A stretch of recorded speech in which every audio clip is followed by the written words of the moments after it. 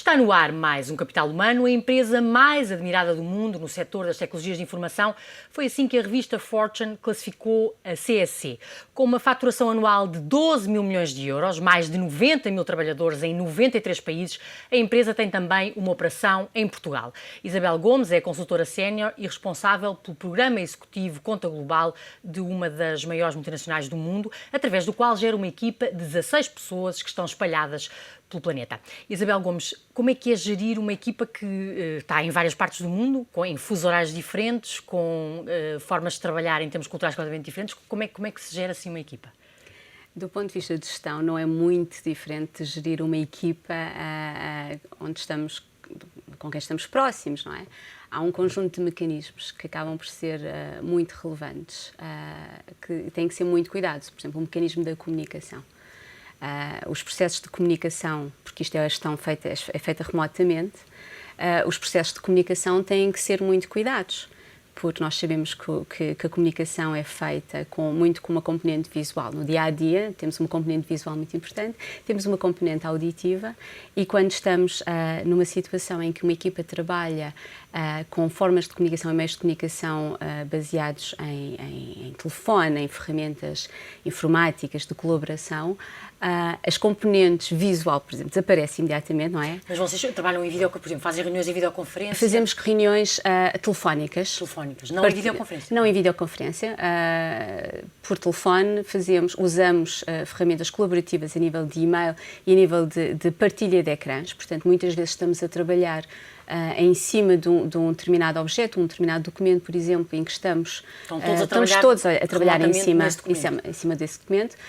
Portanto, temos um conjunto de mecanismos que nos fazem trabalhar em conjunto. Mas, do ponto de vista de gestão, é muito parecido com gerir uma equipa que está no mesmo espaço físico. Mas, por exemplo, são sobretudo europeus ou também têm pessoas de outros continentes? É assim, esta equipa são basicamente europeus, mas esta equipa faz a gestão de projetos que usa recursos de todo o mundo. Portanto, esta equipa acaba por trabalhar com pessoas em várias partes do mundo, com pessoas nos Estados Unidos, com pessoas na Índia, com pessoas na África do Sul, por exemplo. Como é que se gera, por exemplo, a questão dos fusos horários? Porque, normalmente, quando nós estamos a dormir, eles estão acordados, ou vice-versa. Como é que marcam as reuniões, por exemplo? É assim, como trabalhamos muito com os Estados Unidos, tentamos focar ou tentamos condensar as nossas reuniões na parte da tarde, que é a parte da manhã.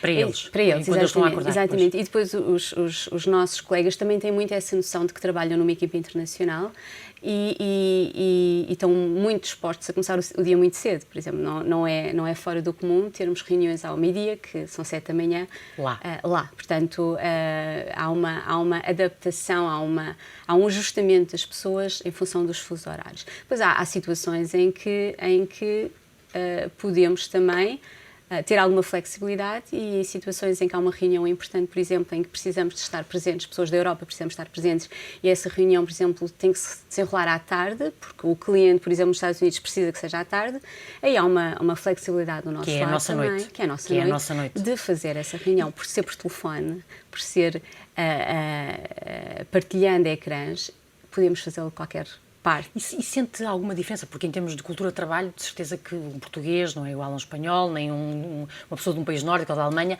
Como é que se gera isso? Ou acha que isso já está a começar a ser muito igual em termos do mercado de trabalho europeu? Do ponto de vista de processos de trabalho, já é muito igual, já há uma uniformidade. A linguagem é comum. Vocês falam todos em inglês, claro? Exatamente. Mais do que a língua, há uma linguagem comum, uma linguagem de negócio técnica, que é muito comum. Exatamente. De processo, portanto, nota-se que há claramente uma uniformidade nesse aspecto. Mas depois há as diferenças culturais e isso acaba por ser um dos fatores mais interessantes deste tipo de equipa e de trabalho, porque há, de facto, uma forma de trabalhar e uma forma de encarar as coisas e olhar para os problemas e o mesmo processo de tomada de decisão que é diferente e é influenciado pela cultura dos países. Isso é claramente uma das áreas mais interessantes neste tipo de trabalho. É podermos trabalhar com isso e depois vamos ganhando experiência. É extremamente interessante. E aproveitar de alguma forma as mais-valias de cada uma das culturas. Se calhar exatamente, há um trabalhador que será mais certo ou nas contas ou outro mais na criatividade. Portanto, de alguma forma consegue-se aproveitar isso. A Isabel já dirige equipas destas há muito tempo. tempo, há mais de 10 anos. Já. E porquê que esta multinacional, que é uma das maiores empresas da área das tecnologias de informação do mundo, porquê que Portugal normalmente não é muito considerado, agora começa a ser, mas não era muito considerado, para ter responsabilidades na área de gestão? Você está com uma gestão de uma equipa de uma das maiores empresas, não é? A UTS. A UTC, desculpe, multinacionais. Como é que foi? Como é que lhe deram essa responsabilidade? É assim, eu acho que, e isto também tem a ver com a forma como nós encaramos as coisas em Portugal. Nós temos, de facto, características e temos tivemos no passado um conjunto de condicionalismos.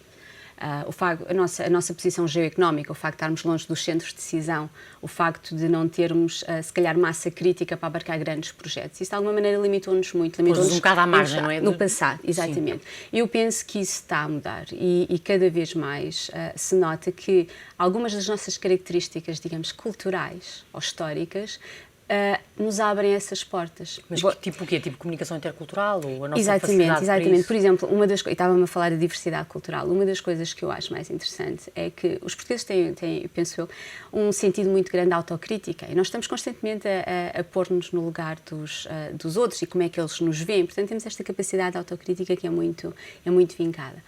E isso ajuda-nos imenso a pôr-nos no lugar dos outros e a perceber quais são as motivações dos nossos interlocutores. E quando se trabalha em equipas internacionais, nomeadamente equipas com uma componente mais mundial, mais planetária, os portugueses, de facto, têm condições para servir e para fomentar, de alguma maneira, uma ponte, mais uma vez ao nível da comunicação, entre uma cultura como a dos Estados Unidos, que é muito pragmática, muito linear, e uma cultura mais eurocêntrica, em que há um maior cuidado com os detalhes, há um conjunto de formalismos. De formalismos, exatamente, que condicionam a maneira como se comunica. E eu já senti por várias vezes que os portugueses têm essa capacidade de fazer essa ponte. Nós pôr dois continentes a comunicar, não é? E a ajudar, de alguma forma, a mediar. Exatamente. Eu não sei se a empresa tem outras contas ou se é a única. Não, claro, tem várias. E acho que, não sei se tem sentido isso, mas o que me têm dito aqui algumas empresas, pessoas responsáveis de empresas que eu tenho entrevistado, é que, de facto, Portugal começa a ser olhado como um local ideal para colocar alguns centros de competências que têm, de alguma forma, competências intermédias e técnicas, mas que gerem operações mundiais, não é? Exatamente. Sente isso, nomeadamente países europeus, que estão a deslocar para Portugal alguns centros de competências que estavam noutros países. Exatamente, sinto porque, primeiro, a nossa capacidade, como lhe disse, de lidar com a diversidade cultural. A nossa apetência também para as línguas é muito relevante. Eu acho que nós, há muitos anos que se ouve falar dos centros na Índia, os centros nos países do Sudoeste Asiático como fontes de trabalho e de trabalho técnico muito apetecíveis, dado ao custo. À distância, não é? Exatamente. Mas, de facto, o que se verificou e o que se verificou ao longo dos anos é que há determinadas competências técnicas que têm que ser compensadas ou têm que ser acompanhadas de competências de comunicação que e onde se nota alguma fragilidade, muitas vezes, em recursos de países tão distantes como a Índia. Portanto, tem-se assistido a uma tendência das empresas em procurar recursos que seja mais fácil, exatamente, comunicar e, portanto, mais uma vez, os portugueses estão bem posicionados relativamente a isso. E depois também há a questão de os centros de competência, a deslocalização de centros de competência para Portugal é extremamente importante e está-se a verificar realmente em muitas empresas, mas não é a única solução, ou não é necessariamente a solução mais fácil de se atingir.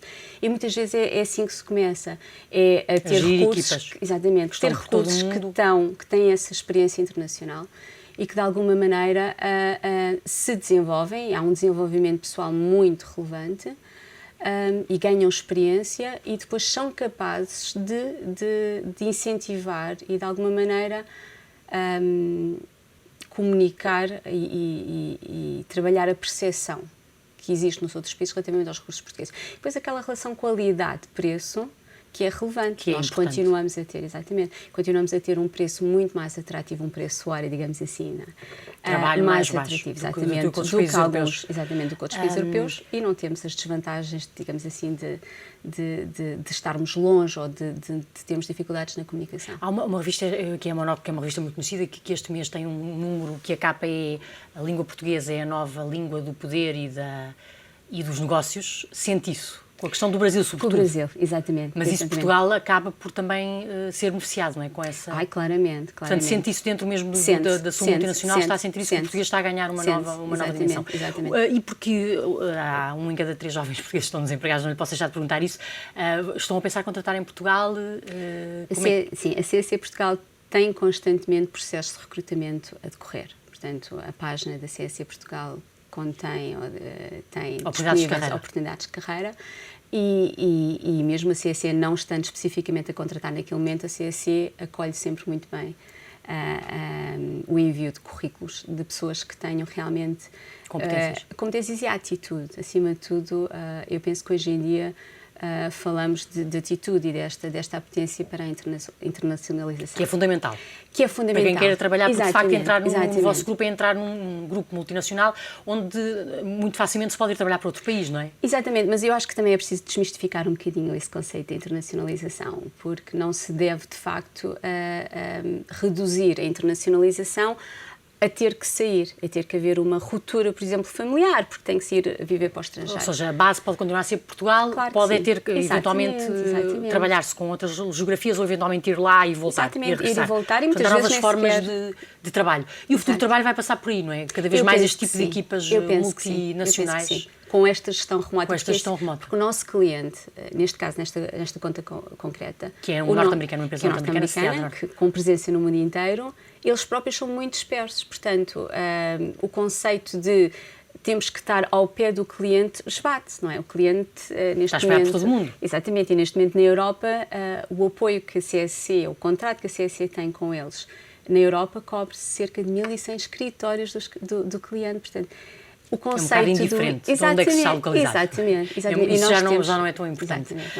Eu ia lhe perguntar que tipo de competências é que procuram em possíveis contratações? É a área de engenharia, sistemas de informação? Que tipo de pessoas é que mais procuram? Sim, obviamente que os perfis procurados têm muito a ver com as oportunidades que existem naquele momento. Portanto, aí variará um bocadinho, obviamente que na área das tecnologias de informação, a engenharia de sistemas acaba por ser muito relevante, mas nem tanto, porque a CSC é uma empresa de consultoria, de outsourcing, portanto, há muitas competências, e trabalha em Portugal em particular, trabalha muito no mercado financeiro, com seguradoras e grandes bancos, portanto, muitas vezes as competências de negócio também vão em linha de conta com os nossos clientes, exatamente. Mas, portanto, e posso lhe dizer que na minha equipa, mais uma vez, tenho pessoas com backgrounds muito diferentes. Tenho, claramente, engenheiros de sistema e temos pessoas que fazem a coordenação técnica dos projetos, portanto, têm que ser mesmo especialistas, mas tenho pessoas com uma área de formação nas línguas, ou nas telecomunicações, portanto, em gestão. Portanto, o percurso académico das pessoas não é padronizado, não é? Tem um bocadinho a ver com a necessidade dos clientes. As competências que procuramos têm mais a ver com a capacidade da pessoa lidar com a mudança, de ser capaz de pegar em processos, o processo de priorizar, o processo de tomar decisões. Esse tipo de competências são normalmente aquilo que é mais valorizado. Ou seja, aconselha que quem quer eventualmente ir trabalhar convosco a estar atento à vossa página na internet e ver lá nas oportunidades de emprego, regularmente vocês vão colocando lá as vagas que terão. Exatamente. Eu não sei qual é a imagem que acha que nos encontros que há em termos mundiais da empresa, que imagem que acha que a operação em Portugal tem, ou os portugueses? Eu acho que hoje em dia, felizmente, é uma imagem de competência. O facto de sermos realmente um país mais pequeno e de certa maneira estarmos longe dos centros de decisão também nos posiciona melhor, às vezes de uma forma quase que politicamente no seio das empresas, das organizações. Neutra. Exatamente. Mais neutra, porque nós estamos ligados a nenhuma e isso de alguma maneira também nos favorece. Porque este tipo de de relacionamento entre os vários países, não é? Há sempre uma relação de poder dentro das organizações. E Portugal, de alguma forma, fica à margem. Exatamente, e isso também nos favorece, claro. Isabel Gomes, obrigada por ter vindo ao Capital Humano. Isabel Gomes, ela que é consultora sénior da CSC e responsável pelo programa executivo Uma Conta Global da empresa UTS, que é gerido em Portugal, na empresa que foi considerada a mais admirada do mundo no setor das tecnologias de informação pela revista Fortune. Já sabe, pode encontrar ofertas de emprego todas as segundas-feiras no suplemento Universidades de Emprego do Diário Económico. Voltamos na próxima semana com mais um tema de Capital Humano, o recurso mais importante de qualquer empresa ou economia de sucesso.